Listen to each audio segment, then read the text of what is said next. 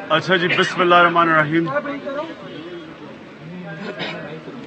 एक कल जो सुप्रीम कोर्ट के अंदर जजमेंट दी है, उन्होंने जो ऑब्जर्वेशंस दी हैं, यानी ये पाकिस्तान की तारीख में कभी हुआ ही नहीं है कि सुप्रीम उसके ऊपर जो कमेंट्स पास किए हैं, ये कभी पाकिस्तान की तारीख में हुआ ही नहीं है।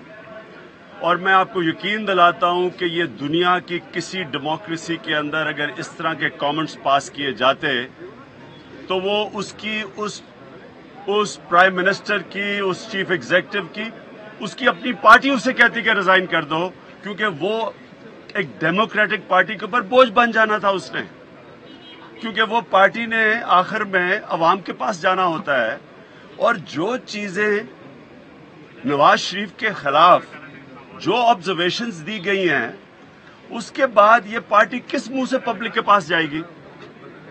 इसलिए इतना बड़ा इशू था कि आज जरूरी था कि पार्लियामेंट को, मैं पार्लियामेंट में आया क्यों, और मैंने आज ये जो देखा है कि इसी वजह से पार्लियामेंट में मैं आते हुए 10 दफा सोचता हूं कि यहां एक डेमोक्रेटिक फोरम के ऊपर अगर आदमी बात ही नहीं कर सकता। मैं पिटिशनर था, ये पिछले 4 महीने से केस चल रहा है, सारी कौम देख रही है, ये 1 साल का इशू है, 1 साल से पनामा का इशू है। मैं पिटिशनर था, कम से कम मुझे बोलने की इजाजत तो देते, मैं कम से कम एक डेमोक्रेटिक नॉर्म्स की बात करता कि जमहूरियत में होता क्या है। डेविड कैमरॉन, बरतानिया का प्राइम मिनिस्टर, लैंडस्लाइड मेजॉरिटी से जीता था। ब्रेक्सिट के ऊपर, ब्रेक्सिट के इशू के ऊपर वो दूसरी तरफ था जो साइड जीती है, उसको तो कोई जरूरत नहीं थी रिजाइन करने की। उसने क्यों रिजाइन किया, जो कि लैंडस्लाइड मेजॉरिटी से जीता था? क्योंकि उसने कहा कि, और किसी ने नहीं उसे कहा रिजाइन करो, उसने कहा कि मेरी इखलाकी जवाज खत्म हो गया प्राइम मिनिस्टर बनने का। ये होती है जमहूरियत। यहां 2 सुप्रीम कोर्ट के जजेस, सीनियर जजेस, जो कि इस मुल्क के चीफ जस्टिस बनने जा रहे हैं, उन्होंने कहा इसको डिस्क्वालीफाई करो, इसने झूठ बोला है। उन्होंने कहा यह ना ईमानदार है, ना ये सादिक है, ना अमीन है। और कम से कम हमें मौका तो देते, हम बताते हैं कि पार्लियामेंट और इस जमहूरियत की अगर आपने साख रखनी है तो एक मुल्क का आपका प्राइम मिनिस्टर के ऊपर 5 जजेस ने कहा है कि जो 1 साल से ये कहते रहे हैं, मुस्तरद कर रहे हैं हम। 5 जजेस ने, सारे के सारे कोर्ट ने कहा है कि जो इन्होंने चीजें कही थी कि जनाब पैसा यहां से बाहर कैसे गया, कतरी ने दिया। पैसा फ्लैट लेने के लिए किधर से आया, कतरी ने दिया। हसन नवाज को अरबों रुपए की बिजनेस करने के लिए पैसा किधर से आया, कतरी ने दिया। लंदन में फ्लैट्स पे 13 साल किराए में फ्लैट जो कि करोड़ों रुपए के हैं किराया, वो किसने दिया, कतरी ने दिया। अल तौफीक बैंक $8 मिलियन किसने दिया, कतरी ने दिया। यानी ये मजाक किया उन्होंने, सुप्रीम कोर्ट ने कतरी का खत रद्द करके फेंका है। तो सारी चीजें, यानी जो भी इनका डिफेंस था 1 साल से हमें कह रहे थे, वो सारा सुप्रीम कोर्ट ने रद्द कर दिया। अब सुप्रीम कोर्ट ने कमीशन बनाई, जेआईटी बनाई इन्वेस्टिगेट करने के लिए। क्या इन्वेस्टिगेट करने के लिए? सारी चीजें जो तहरीक इंसाफ ने इल्जामात लगाए थे, कमीशन नहीं बनाई।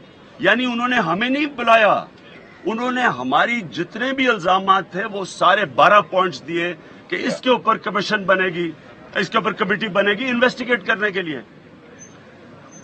अब मैं ये सवाल पूछता हूं कि एक तरफ वही सुप्रीम कोर्ट कहता है कि पाकिस्तान के जो इंसाफ के इदारे हैं ये बिल्कुल मफलूज हो चुके हैं, ये प्राइम मिनिस्टर कंट्रोल करता है, ये प्राइम मिनिस्टर के खिलाफ प्रोसीड नहीं करते। नैब का जो चेयरमैन के साथ उन्होंने किया सबके सामने है। तो क्या ये जो इदारे हैं, प्राइम मिनिस्टर के, नवाज शरीफ के प्राइम मिनिस्टर होते हुए क्या इसके ऊपर इन्वेस्टिगेट कर सकते हैं? क्या ये हमारी इतनी डिमांड गलत है کہ ہم کہیں جناب جب تک انویسٹیگیشن ہو رہی ہے آپ ریزائن کریں. یہ کون سی ہماری اتنی ڈیمانڈ غلط ہے؟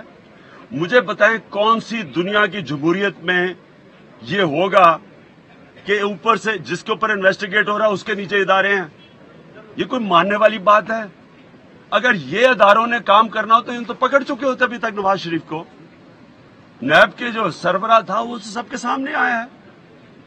اس نے آگے کہا کہ جی میں تو پرائم منسٹر کے خلاف پروسیڈ ہی نہیں کر سکتا. کام اس کا تھا پکڑنے کا.